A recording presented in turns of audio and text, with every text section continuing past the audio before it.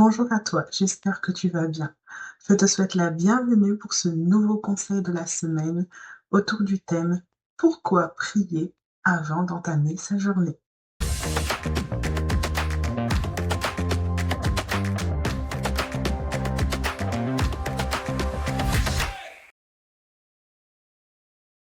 Je ne sais pas quel est le premier geste que vous faites quand vous vous réveillez le matin. Est-ce que c'est votre téléphone que vous regardez? Vous vous connectez sur les réseaux sociaux? Est-ce que vous vous préparez tout de suite? Vous prenez votre bain, votre douche, etc. Est-ce que, vous vous réveillez tout simplement et vous allez prendre votre petit déjeuner? Ou est-ce que vous prenez du temps pour parler à votre père avant d'entamer toute chose? Peu importe le geste que vous faites en premier, en priorité quand vous vous réveillez le matin, aujourd'hui, je suis là pour vous encourager à adopter une attitude différente. Prenez du temps pour parler à votre Dieu. Prenez du temps dans la prière avec le Seigneur.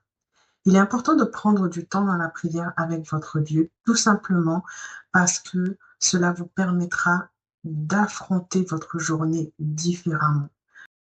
Parfois, nous nous endormons avec des situations négatives qui ne sont pas réglées, hein, et le lendemain, quand nous nous réveillons, nous avons l'impression que quelque chose s'est passé dans la nuit, nous sommes agacés, nous sommes énervés dès notre réveil. Eh bien, c'est la simple et bonne raison pour laquelle nous n'avons pas pris le temps de régler ces problèmes la veille. Et si nous ne prenons pas le temps de les régler la veille, il faut absolument prendre un temps dans la prière pour se déverser au pied du trône de la grâce. Jésus est celui qui sera toujours prêt, toujours là pour vous accueillir, peu importe la situation, peu importe votre état, peu importe si vous avez eu tort, que vous avez eu raison par rapport à ce qui s'est passé. Dieu n'est pas dans le jugement. Il est là pour vous accueillir, pour vous prendre dans ses bras et vous montrer le chemin. Je vais prendre un exemple simple. Pour ceux qui sont mariés, ils se retrouveront certainement dans cette situation. Parfois, ce qui n'est pas bien, bien sûr, parfois nous nous endormons sur une dispute que nous avons eue avec notre conjoint. Et ce n'est pas du tout une bonne chose. La Bible conseille justement de ne pas s'endormir sur la colère pour ne pas laisser de place au malin. Mais c'est encore difficile pour beaucoup d'entre nous parce que ce n'est pas une habitude que nous avons eue. Ce que je veux dire, c'est que quand nous avons vécu une situation négative la veille qui n'a pas été réglée, le lendemain, notre cerveau garde en mémoire les choses négatives qu'il a emmagasinées avant notre sommeil. Et quand nous nous réveillons exactement là où nous nous sommes arrêtés. C'est pour cela qu'il est important de prendre du temps avec Dieu avant d'entamer sa journée. Cela nous permettra d'aller vraiment devant le Seigneur, de nous déverser, de lui exprimer vraiment ce que nous avons au plus profond de notre cœur, de lui dire tout ce qui nous passe par la tête, de lui dire tout le sentiment ou le ressentiment que la personne a suscité chez nous. Il faut absolument prendre le temps d'en parler à Dieu pour faire le point et pour se vider tout simplement, se libérer de tout ce poids, de tout ce fardeau. Alors bien sûr, il est important, en plus de la prière, de prendre le temps de discuter avec la personne concernée, de se mettre d'accord, d'exprimer ce que nous avons ressenti par rapport à ce que nous avons vécu. Mais le plus important, c'est de vraiment prendre le temps de passer un moment spécial, privilégié, intime avec le Seigneur avant d'attaquer toute chose dans notre journée.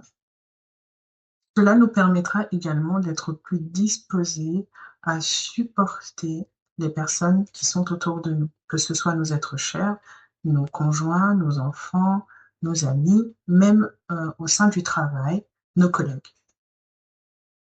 Je vais partager avec vous une expérience que j'ai vécue par rapport à cette situation. Un jour, mon mari et moi, nous avons eu une dispute juste avant que j'aille me coucher. Vous voyez, vous n'êtes pas les seuls. Je suis partie me coucher sans que le problème soit réglé. Le lendemain matin, je me suis réveillée. J'ai passé du temps avec Dieu dans la prière parce que j'en avais vraiment besoin. J'ai exprimé à Dieu tout ce que je ressentais au fond de moi, tout ce qui m'avait blessé par rapport à cette situation et tout ce qui me mettait en colère par rapport à cette dispute. Ensuite, je suis allée pour préparer mes enfants. Alors, ma fille allait à l'école à ce moment-là. Mon premier garçon était à la crèche et le troisième était avec nous à la maison. Je suis partie pour préparer ma fille et dès que je suis arrivée dans la chambre, je l'ai réveillée.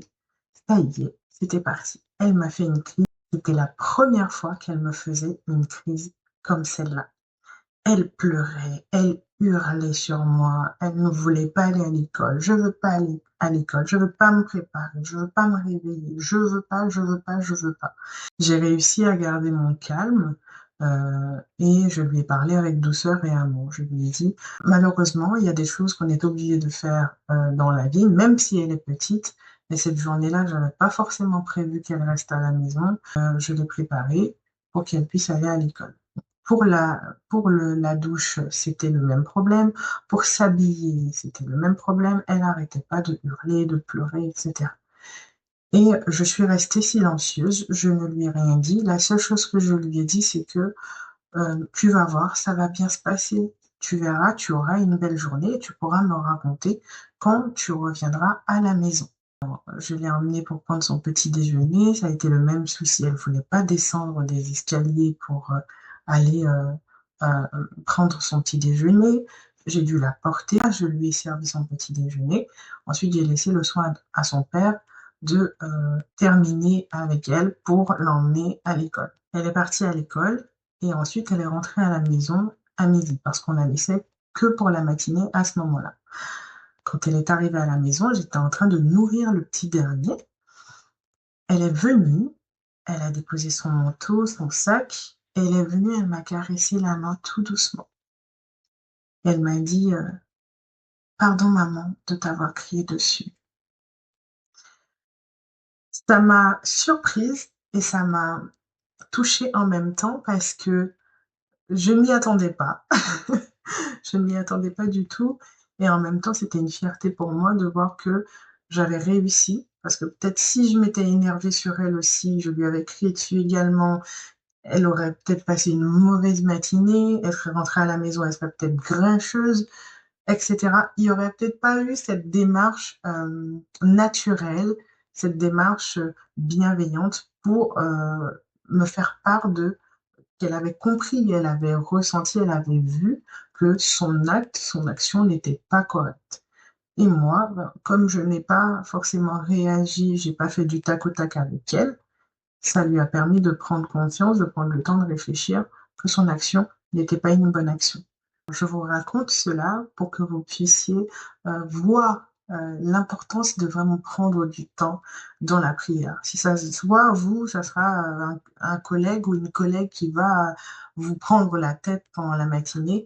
Et étant donné que vous avez passé du temps avec votre Père céleste, vous avez reçu sa grâce et sa bénédiction, les attaques venant du malin qui va utiliser une tierce personne pour vous attaquer, eh bien cela ne vous atteindra pas tout simplement. C'est pour cela que je voulais vous encourager à prendre le temps de vivre un moment d'intimité avec le Seigneur.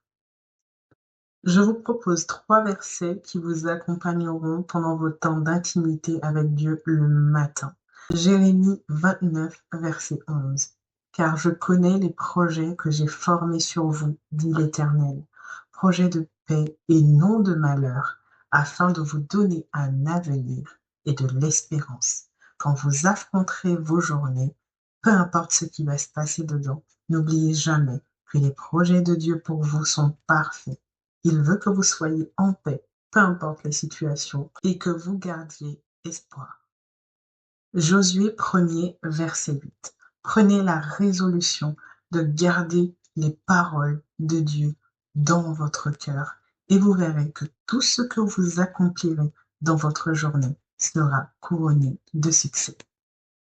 Et le dernier texte, Jean chapitre 16, le verset 33. Je vous ai dit ces choses afin que vous ayez la paix en moi. Vous aurez des tribulations dans le monde, mais prenez courage, car j'ai vaincu le monde. Ce sont les promesses qui viennent de notre Seigneur Jésus-Christ. Nous n'avons pas de raison de douter de sa fidélité. Si ce conseil de la semaine vous a aidé, n'hésitez pas à le partager avec quelqu'un qui pourrait en avoir besoin. C'était Partage ta foi, partage la vie. Chez vous, à bientôt.